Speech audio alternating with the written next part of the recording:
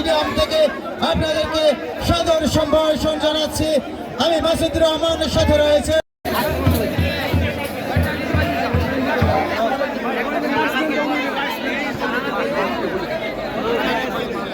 আমরা এই ধারাভাষ্য কক্ষের আমাদের সাথে যারা রয়েছেন ভাই একটু চুপ থাকতে হবে, চুপচাপ না।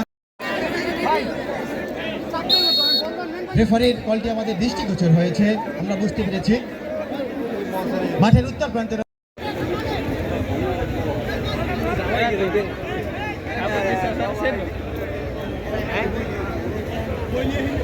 আলামিন লম্বা করে ধরো, আবারও বল।